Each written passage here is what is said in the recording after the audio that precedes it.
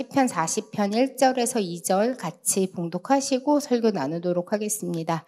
네, 띄워주시면 같이 봉독하시도록 하겠습니다. 같이 합독하시겠습니다. 시작. 내가 여호와를 기다리고 기다렸더니 귀를 기울이사 나의 부르짖음을 들으셨도다. 나를 기가 막힐 웅덩이와 수렁에서 끌어올리시고 내 발을 반석 위에 두사 내 걸음을 견고하게 하셨도다. 아멘. 저희가 이제 저번 주부터 시리즈 설교를 하고 있는데 아마 여기 이제 저번 주에 제가 얼굴을 뵙지 못한 분들이 많이 있어서 무엇을 하고 있는지 잘 모르실 텐데 제가 이제 10월에 시리즈 설교를 하는 건 하나님의 시간에 대해서 시리즈 설교를 하고 있습니다. 그래서 저번 주에는 우리 인생이 시작됐는데 멈춰 있는 것 같을 때 하나님은 실은 일하시고 계심에 대해서 나눴는데요.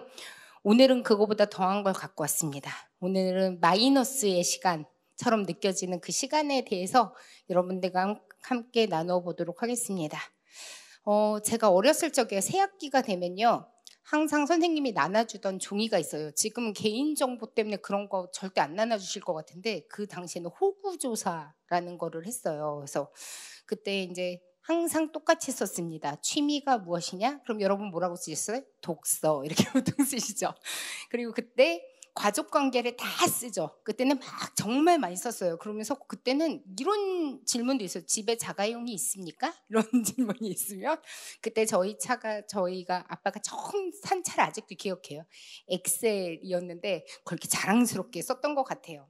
근데 거기에 항상 쓰여있던 그 질문이 있어서 장래에 무엇을 하고 싶은지에 대한 질문이 있어요. 장래 희망이 있었는데 거기에 지금은 저희 아이가 막 너네 나중에 뭐 하고 싶니? 그러면 저희 아이가 어렸을 때 항상 먹방 유튜버라고 써고 지금은 돈 많은 백수가 되고 싶다고 항상 이야기를 하는데 저는 그때 그런 거 썼던 것 같아요. 판사, 검사, 의사, 선생님 이런 게 굉장히 대세였어요 그때. 근데 지금 생각해보면 제가 왜 그런 이야기를 썼을까라고 생각을 하면 그때 썼던 것들에 대한 공통점은 이거예요. 내 인생이 잘 되어서 사람들이 부러워하는 직업을 그냥 정말 장래에 그게 되고 싶었던 게 아니고 그냥 썼던 거는 남들이 부러워할 만한 직업을 썼던 것 같아요. 근데 이제 인생이 그렇게 잘 되면 얼마나 좋아요. 근데 현실이 그렇지 않죠. 왜냐면 항상 우리의 인생엔 평타만 치면 좋을 것 같은데 마이너스인 구간들이 되게 많은 것 같아요. 우리 인생을 살다 보면 이렇게 포물선을 그리던 그런 이렇게 생긴 이거를 계속 따라가는 것 같아서 이게 잔잔하게 흘러가면 되게 좋은데 이 마지막까지 떨어지는 그런 순간들이 있는 것 같습니다. 그래서 이런 지점을 저는 마이너스의 상황이라고 오늘 여러분들과 나눠보고 싶습니다. 그러면서 이제 제가 어떤 인물에 대해서 생각을 하게 됐어요. 그러면서 진짜 이 사람 인생은 정말 최악이었겠다라고 생각한 인물이 있어요. 아마 제가 딱 얘기를 하면 여러분들이 딱 알만한 그런 사람입니다. 바로 안데르센 작가에 대한 이야기를 하려고 해요. 근데 이 안데르센 작가는 아버지가 구두수선공이었대요. 그리고 엄마가 이제 남의 집에서 빨래를 하면서 이렇게 먹고 살았던 그런 되게 슬픈 과거가 있었거든요. 이제 이 친구가 이제 되게 굉장히 고독하게 살았다고 합니다. 근데 이제 그에게 꿈이 있었어요. 그가 뭘 하고 싶었냐면 오페라 가수가 되게 이제 배우가 되게 하고 싶었대요. 그래서 이제 14살에 코펜하겐에 가서 막 오디션을 보고 다녔다고 그래요. 근데 너무나 슬프게 굉장히 못생겼다고 합니다. 그러니까 팔 다리가 굉장히 길었고요. 그다음에 발음이 되게 형편없었고요. 그다음에 연기력이 정말 최악이었대요. 그러니까 오디션을 볼 때마다 계속 떨어졌다고 합니다. 그래서 이제 난 이거밖에 안 되는구나 이런 인생을 이제 생각을 하게 돼서 14살의 나이에 이제 자살을 극단적인 생각을 했다고 해요. 근데 이제 그의 인생에 어떤 인물이 나타났어요. 어떤 인물이 나타나서 바로 그 왕립극장의 요나스 콜린이라는 감독이 그를 이제 후원을 하면서 그를 학교에 보내줬습니다. 그럼 우리는 그렇잖아요. 후원 받았으니까 이제 인생이 피겠구나. 우리의 기대감은 딱 그렇잖아요. 근데 이 친구가 학교를 들어갔을 때부터 다시 최악의 상황이 벌어지는데 왕따를 당했다고 합니다. 그러니까 얼마나 힘들겠어요. 근데 그가 이제 17살 때 그 정신적인 학대를 당하고 있을 때 아버지가 전쟁에 참여를 해서 돌아가시게 돼요. 그리고 엄마는 가난에 시달리다가 동냥을 하다가 길거리에서 이제 계속 나가 있는 그런 상황이 있었고, 이 친구가 아까 제가 그랬잖아요. 굉장히 못생겼다고 이야기를 했는데 어떻게 됐냐면 사랑 고백을 하면 정말 다 차였대요. 그래서 그의 인생이 그가 죽을 때까지 그 누구와도 한 번도 연인이 된 적이 없다고 합니다. 우리가 보기에는 정말 최악의 인생 아니에요? 겉으로 보기에 정말 이 인생은 바닥이구나 이런 생각이 들 텐데, 우리가 인생 살 때 그러잖아요. 난 이제 내려놓을 게 없어. 우리 막 저는 이런 교만한 생각 되게 많이 했거든요. 하나님 앞에서 다 내려놓아요. 전 내려놓을 게 없어요. 지금이 바닥이거든요. 근데도 내려놓을 게 또 있고 또 있고 막 이런 생각이 들었는데, 어쨌거나 이 슬픈 안데르센에게 하나님이 주신 가장 귀한 달란트가 있었어요. 그 달란트가 뭐냐면 글쓰기를 굉장히 잘하는 그런 달란트를 가지게 되었습니다. 근데 이 친구가 이제 이 안데르센 작가가 평생을 되게 외롭고 고독하게 살게 되었잖아요. 그래서 이 자신의 모든 컴플렉스를 극작으로 모든 걸 풀어냈다고 해요. 그래서 여러분들이 이제 듣기만 해도 내 다 알아 이렇게 생각하실 정도로 그가 외모가 정말 형편없었는데 그 형편없는 외모로 미운 오리 새끼를 썼다고 합니다.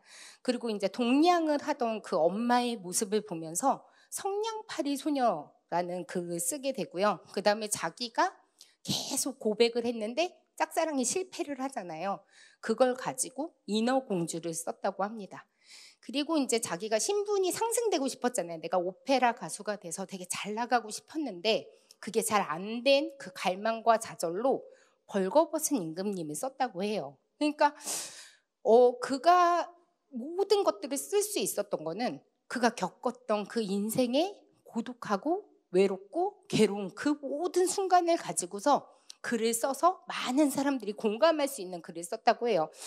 그가 죽는 날까지 그는 가족이 없었대요. 연인도 없었고, 그리고 되게 슬퍼할 것 같은 그런 인생임에도 불구하고 그가 죽었을 때는 그 장례식에 덴마크의 국왕하고 왕비까지 모두가 온 그런 사건이 있었다고 합니다.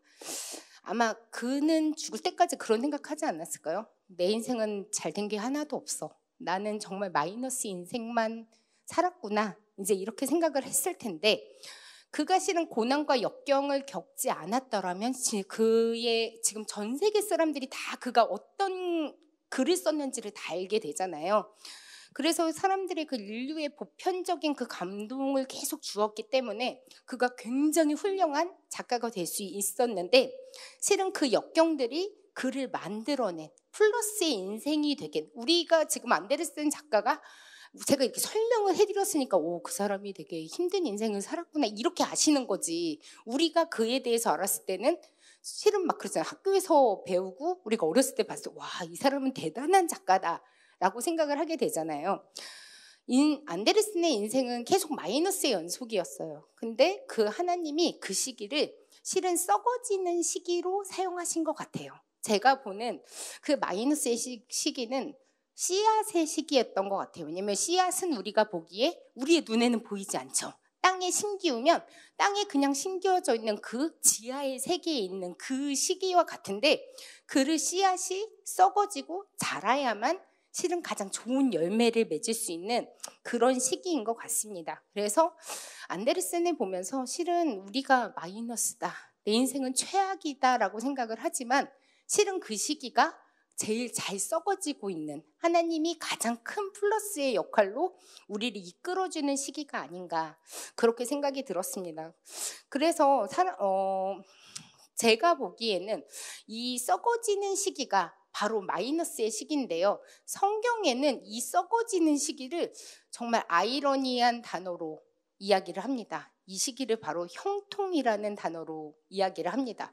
근데 저는 이 형통이라는 단어를 만약에 제가 그런 상황에 있으면 굉장히 화가 날 것 같아요. 나는 이렇게 고난이고, 나는 매일이 죽을 것 같고, 난 이렇게 외로운데 하나님은 이 시간에 형통이라고 말씀을 하시는구나 라는 생각을 할 텐데, 우리가 생각하는 형통의 길은 복된 길이잖아요. 어떻게 보면 되게 부유하고 되게 무언가 자랑할 수 있는 그런 시기라고 생각을 하는데, 하나님이 생각하는 형통은 우리가 생각하는 형통과는 전혀 다른 시간이라고 여러분들과 나누고 싶습니다.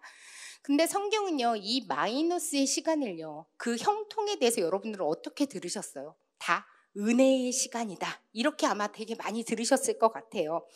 우리 눈에 손해같이 보이는 그 형통의 시기가요, 실은 하나님 입장에서 가장 열심히 일을 해주시고 계시는 그 시간인데요. 그래서 그 시기를 마이너스의 은혜라고 부르는 것입니다. 그래서 여러분들이 제일 잘 아는 인물이에요. 제가 형통이라는 단어를 딱 말하는 순간 여러분들은 오늘은 그 인물이 나오겠구나 라고 아마 모두가 생각하셨을 텐데, 바로 요셉에 대한 이야기를 처음 해보려고 해요. 원래 야곱이 후계자가 원래는 장자인 루벤이어야 해요. 근데 루벤이 자기 아버지의 첩인 그 비라와 부도덕적인 이런 관계를 맺죠. 그래서 시므온이 장자가 원래 되어야 합니다. 근데 야곱의 마음속에는요, 항상 1등인 장자가 있었어요. 그가 바로 요셉입니다. 왜냐하면 야곱은 자기가 사랑해서 결혼한 여자가 아니었잖아요. 그래서 자기 입장에서 자기가 라헬을 너무나 사랑했는데 라헬의 첫 장자가 요셉이기 때문에 자기는 마음속으로 항상 요셉이 장자라고 생각을 했어요. 그래서 이제 어떤 일이 일어납니까? 채색 옷을 입혀주죠. 요셉을 사랑하는 마음을 자기는 멈추고 싶지가 않은 거예요. 그리고 너무 티를 많이 냈어요. 저희가 보면 제가 형제여도 정말 너무너무 화가 날 정도로 아버지가 그를 너무나 사랑하는 그런 모습들이 보이고 있습니다. 근데 그 채색 옷이 요셉에게 전혀 도움이 되지 않았어요. 왜냐하면 형들이 그걸 너무 많이 시기를 했기 때문에 그를 미워하고 웅덩이에 던지고 노예로 팔아버리는 그런 일이 일어났습니다. 그래서 그는 채색 옷을 입고 있었는데요, 그 옷을 벗겨가지고 종의 옷을 입히는 것을 우리가 알 수 있습니다. 근데 이 순간이요, 다 마이너스 요소 아니에요?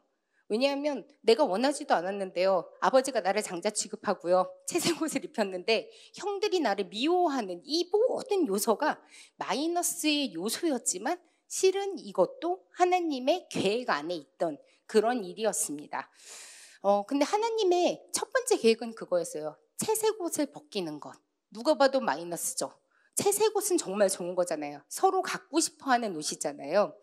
근데 그가 겪고 있는 그 모든 특권을 거두시고요, 종의 자리로 내려가게 하는데 성경에 우리가 이해할 수 없는 그런 구절들이 나옵니다. 창세기 39장 2절에 보면요, 여호와께서 요셉과 함께 하심으로 그가 형통한 자가 되어 그의 주인 애굽의 사람의 집에 있으니 그의 주인이 여호와께서 그와 함께 하심을 보며 또 여호와께서 그의 범사에 형통하게 하심을 보았더라, 이렇게 나오잖아요.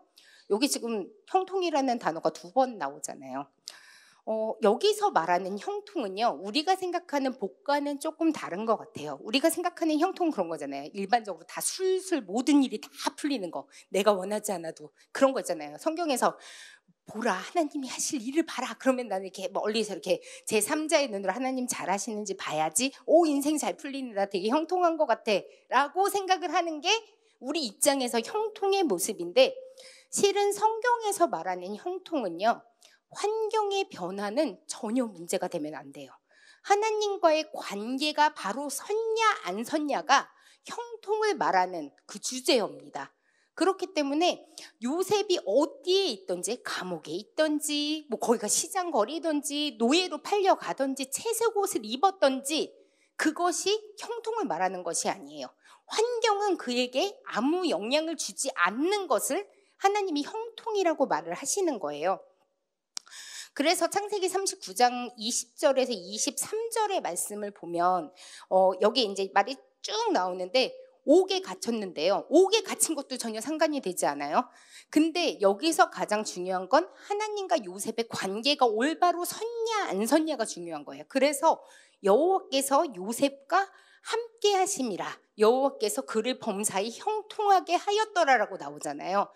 하나님이 함께 계시는 그것만이 형통이라고 이야기를 합니다.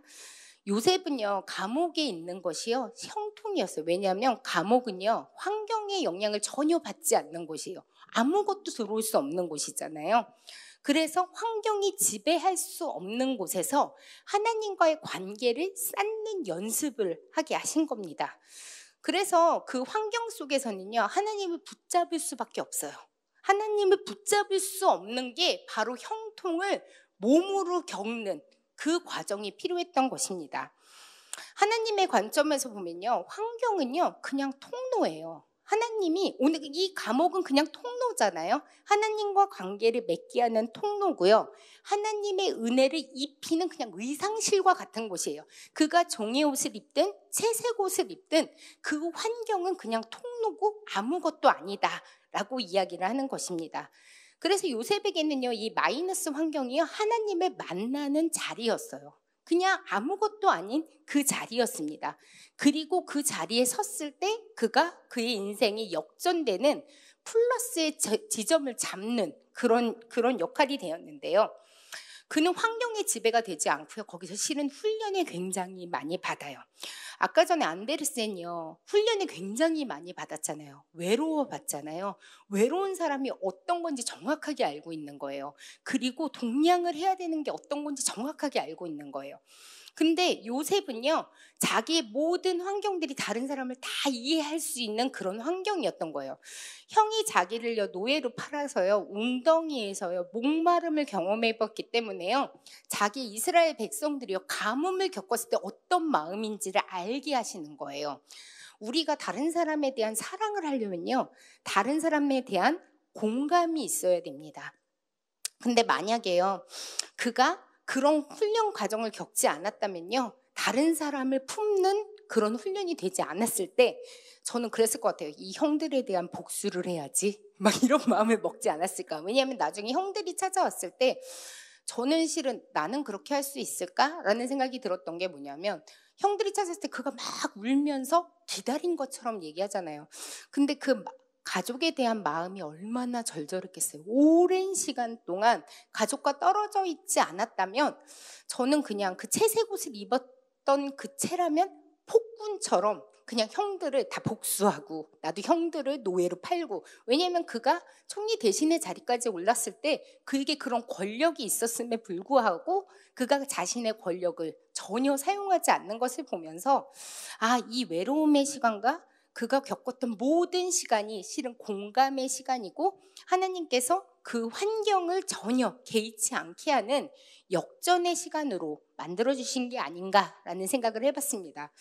창세기 50장 20절에 보면요, 요셉이 고백을 하는 장면이 나오거든요. 거기 뭐라고 나오면요, 당신들은 나를 해하려 하였으나 하나님은 그것을 선으로 바꾸사 오늘과 같이 많은 백성의 생명을 구원하게 하시려 하셨나니, 이렇게 이야기를 해요. 하나님의 뜻을 이해하게 된 거잖아요. 환경과 상관없이 내가 하나님과의 관계가 올바로 서 있기 때문에 하나님이 선으로 바꾸시는 그 시간임을 인정하는 그런 말씀이, 그런 고백이 나오는 것입니다.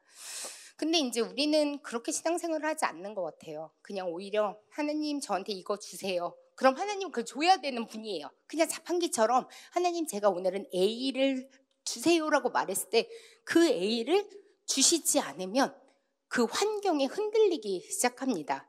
연약한 집안에 이제 건물을 세우면 건물이 굉장히 많이 흔들리죠. 예전에 저희가 이제 분당에 처음에 이사를 가는데 그때 저희 아빠가 막 걱정을 되게 많이 했어요. 이게 논 위에 짓는 거다. 그래서 이 집안이 무너질 텐데, 그런 얘기를 했을 때 제가 어렸을 때는 그게 무슨 얘기인지 잘 몰랐는데 지금 생각해 보면 우리가 이렇게 필로티 구조의 그런 곳에서 살면 지진이 나면 굉장히 위험하다, 이런 기사들이 되게 많이 나오잖아요. 우리가 실은 연약한 집안 위에 서 있을 때 우리가 흔들리게 되어 있습니다. 근데 이 집안이라는 게 환경이잖아요. 근데 이 환경이 우리에게 영향을 미친다면 우리는 언제나 쓰러질 수밖에 없는 것입니다. 그래서 우리가 그 상황이 되면 어떻게 되냐면요, 환경 다음에 우리를 지배하는 건요, 저는 이 현대사회에서 우리가 가장 조심해야 되는 게 바로 감정이라고 생각이 듭니다. 환경이 우리를 지배하기 시작한 다음에는요, 감정이 우리를 지배해요. 그래서 어떻게 생각하냐면 난 좀 억울한 것 같아. 하나님은 나를 도와주시지 않아. 하나님은 그런 분이 아니야. 라고 생각을 하면서 내 감정을 드러내기 시작합니다.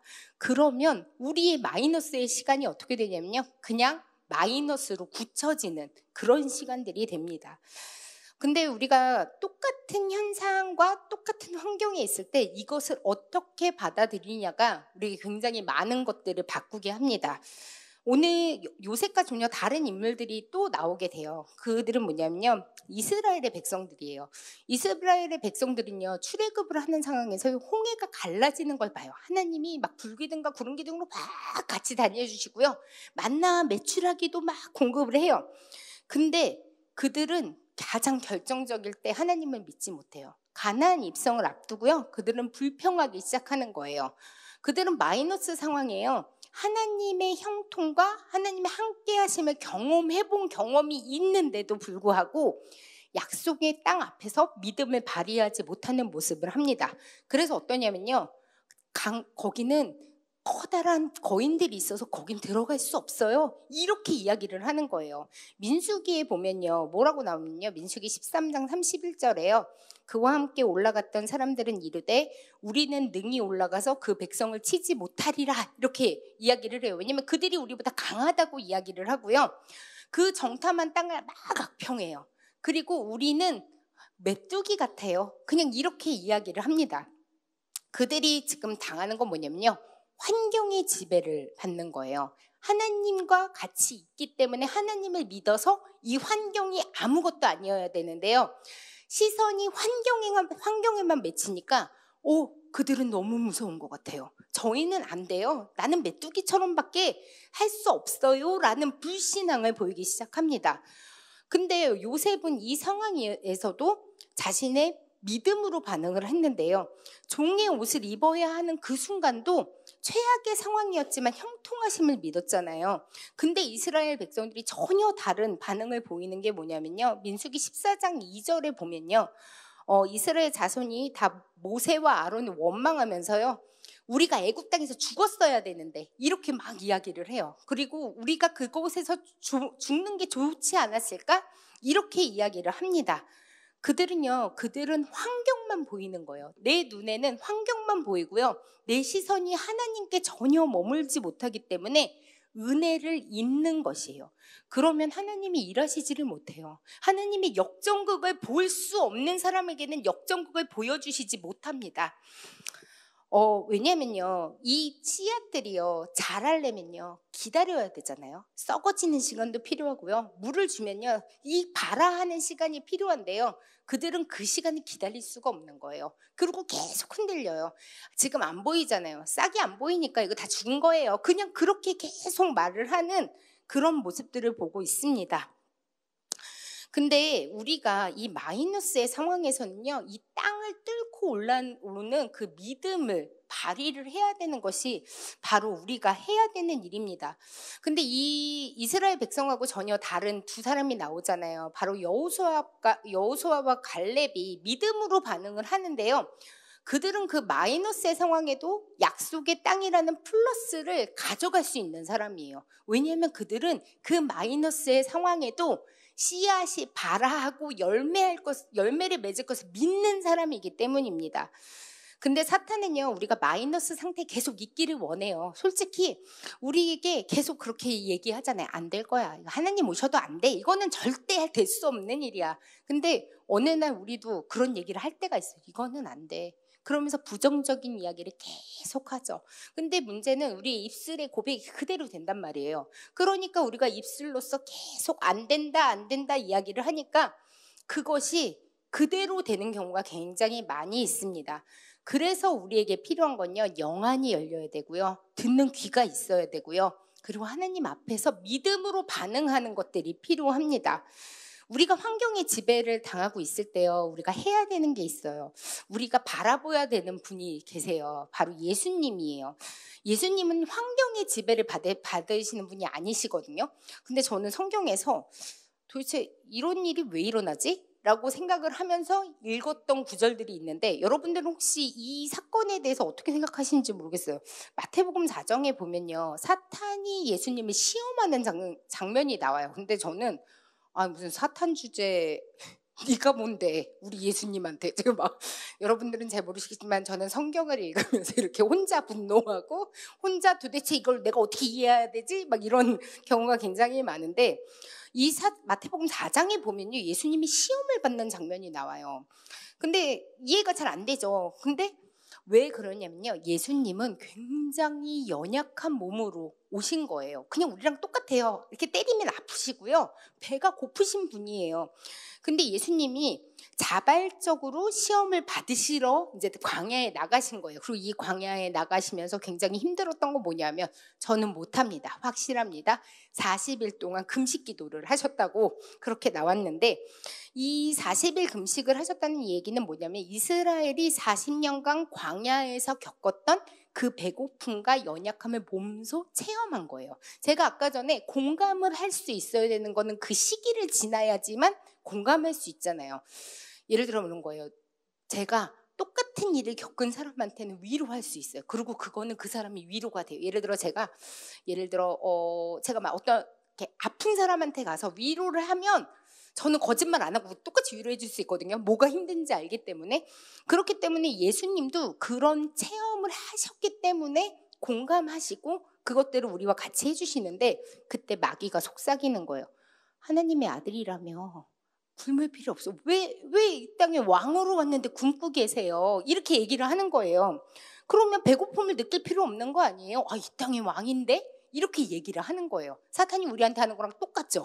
그렇게 이야기를 하는 것은 하나님의 아들이기 때문에 육체적인 필요를 채울 능력을 갖고 있는데 왜 안 하냐고 물어봐요. 마태복음 4장 3절에요. 저희 PPT 한 장 더 뒤로 가시면, 시험하는 자가 예수께 나와서 이르되 내가 만일 하나님의 아들이여든 명하여 이 돌들을 떡덩이가 되게 하라, 이렇게 이야기를 해요. 예수님께서 그 욕구를 채우시지 못하는 걸 사탄이 이용하는 그 장면들이 나와요. 근데 예수님이 환경의 지배를 안 받은 최고의 능력은 뭐냐면요, 능력을 갖고 있음에도 드러내시지 않는 것이 그분의 능력이었습니다. 굉장한 능력인 거예요. 예를 들어 이런 거예요. 누가 저한테 되게 열받게 해요. 그러면 복수해야 되잖아요. 우리는 그렇잖아요. 막 누가 내 앞에 확 끼어들면 내가 저 차 앞에 가서 내가 무조건 그 브레이크를 한번 밟아. 저만 그렇게 악한 생각을 해본 것처럼 다들 되게 의문의 표정으로 지금 저를 보시고 계시는데, 그런 생각을 할 때도 있잖아요. 근데 예수님의 능력은 그런 거예요. 내가 능력이 있어요. 진짜 이 세상의 죄를 내가 대신 안 지어주고 진짜 불바다로 다 죄인들을 다 죽이실 수 있는 능력이 없는 분이 아님에도 불구하고 그 능력을 발휘하는 건 능력을 발휘하시지 않는 거예요. 왜냐하면 환경이 지배를 받지 않는 거거든요. 그런데 그때 어떻게 이겨내시냐면요, 마태복음 4장 4절에 뭐라고 나오면요, 예수께서 대답하여 이르시되 기록되었을 때 사람이 떡으로만 살 것이 아니요 하나님의 입으로부터 나오는 모든 말씀으로 살 것이라, 이렇게 말씀하시는 거예요.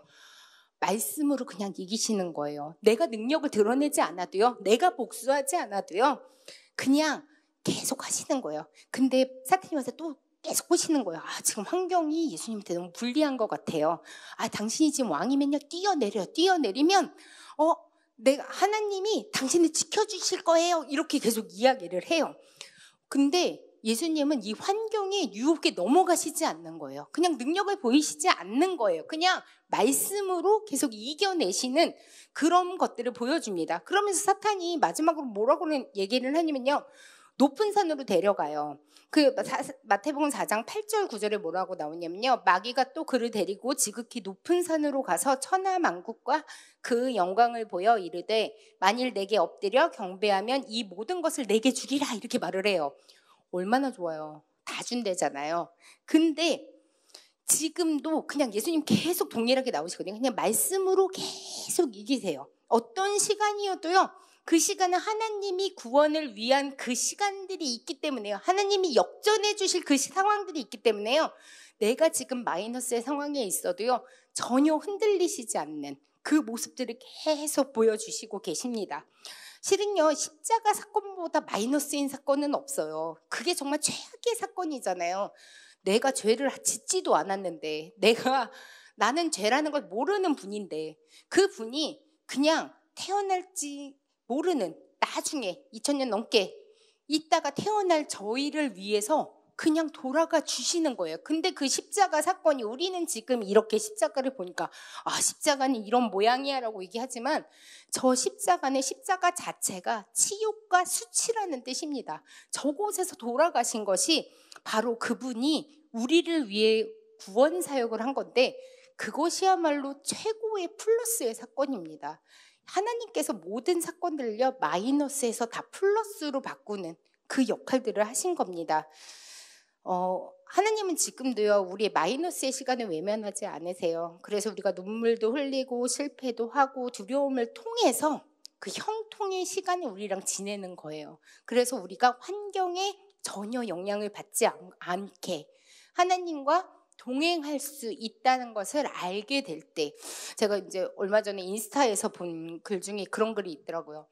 하나님이 우리에게 물질을 허락해 주시지 않는 이유는요, 그러니까 물질을 아예 허락해 주시지 않는다 이 얘기가 아니라 우리가 물질 때문에 뭔가 되게 고난을 받고 있는 거예요. 그래서 내가 막 하나님한테 하나님 제가 지금 물질 때문에 너무 힘들어요 이런 기도를 막 할 때 하나님 그 당시에 물질 안 주신다는 것을 내가 그건 조금 이렇게 생각을 했는데 그 이야기가 뭐냐면요. 하나님이 물질보다 우리의 시선이 모두 하나님께 갔을 때 하나님을 믿을 때 그 다음에 환경이 전혀 지배를 받지 않을 때 하나님께서 그 복을 허락하신다는 거예요. 우리가 하나님과의 관계가 올바르게 섰을 때 그때 하나님이 우리에게 일해 주신다라는 것을 제가 그 인터넷에 보면서 그날 참 많이 묵상이 됐거든요. 그러면서 오늘 시편 40편에 아까 전에 여러분들과 읽은 말씀을 보면서 하나님을 이 구절을 다시 보면요. 내가 여호와를 기다리고 기다렸다고 이야기를 해요. 그러면 이 마이너스의 순간에는요. 우리가 해야 되는 게 있는 거예요. 이 씨앗이 틔울 때까지 기다리는 거예요. 한없이 기다리는데 확실한 건요. 이 씨앗이 싹을 틔우고 열매를 맺을 것은 확실하잖아요. 그때 우리가 해야 되는 게 그거예요. 부르짖어야 된다고 오늘 이야기를 하잖아요. 시편 40편 1절에 보면요. 하나님이 우리가 부르짖음을 들으신다고 이야기가 나오잖아요. 하나님께서 나를 기가 막힌 웅덩이와 수렁에서 끌어올리신대요. 그리고 내 발이 반석 위에 두시고요. 내 걸음을 견고하게 하신다고 이야기를 하십니다. 하나님이요, 우리를 마이너스처럼 느끼는 그 자리에 계속 두시지 않는다는 이야기예요. 우리는 이게 끝나지 않을 것 같아요. 그리고 정말 최악이라고만 이야기를 하는데요. 문제는 그 마이너스의 맨 바닥에 제일 갈 데 없는 그 자리가요. 은혜의 자리예요. 왜냐하면 이제 올라갈 길만 있기 때문인 거예요. 그분은 여전히 우리를 사랑하시고요. 또 우리의 걸음을 반석 위에 세우고 계십니다. 그러니까 여러분 낙심하지 않으셨으면 좋겠어요. 하나님이 분명히 이 시간을 플러스로 만드실 것이고요. 정말 우리가 눈물 흘려서 기도했던 그 시간들을 생각해보면요. 뒤돌아보면 그렇잖아요. 저는 지금 기도했던 그 모든 내용들이 어떻게든 다 응답이 되었다고 저는 생각이 들거든요. 그리고 가장 선한 열매, 그리고 제가 이제 어떤 결과라 대답을 딱 원했던 그것들이 저에게 전혀 좋지 않았기 때문에 하나님이 더 큰 길들을 준비해 주셨다고 생각이 들어요. 제가 장래희망에 대해서 아까 얘기를 했잖아요. 제가 실은 여기 썼다가 지운 게 있어요. 제가 그 장래희망에 단 한 번도 써보지 않았던 장래희망이 있어요. 바로 목사거든요. 그런 걸 한 번도 생각해 본 적이 없는데 저는 이 자리에 제가 하나님이 저를 불러주신 이유가 저는 매일을 넘어지는 사람이에요. 매일 연약해서 그냥 제가 항상 생각하는데 저는 그냥 삶의 자리에 가장 작은 데서 하나님을 발견하거든요. 저는 믿음이 그렇게 크지 않아서요. 매일매일 하나님을 떠나면 매번 넘어지더라고요. 그래서 그냥 오늘 살 힘만큼만 주시거든요. 그래서 아마 저를 부르시지 않았을까. 그래서 이 자리에 세워주시지 않았을까. 저는 제가 목사인 거를 사람들한테 잘 말하고 다니진 않아요. 그리고 제가 막 목사님 이렇게 부르면 지금도 되게 부끄러워서 어쩔지 몰라 하는데 그럼에도 불구하고 하나님이 제 인생에서 지금이 가장 플러스라고 생각하는 자리에 역전의 자리에 세워주신 게 아닌가 그런 생각을 합니다. 그래서 여러분들이 생각한 거와 전혀 다른 답을 주셔도 그 자리가 여러분들의 역전의 자리입니다. 그리고 그 자리가 여러분들의 플러스의 자리입니다. 그래서 오늘도 그 여러분들의 눈물의 골짜기를 지날 때 하나님께서 여러분들을 역전시켜준 것을 믿고 고백하고 나아가시는 저와 광교 꿈의 교회 성도 여러분들이 되시기를 주님의 이름으로 축원합니다.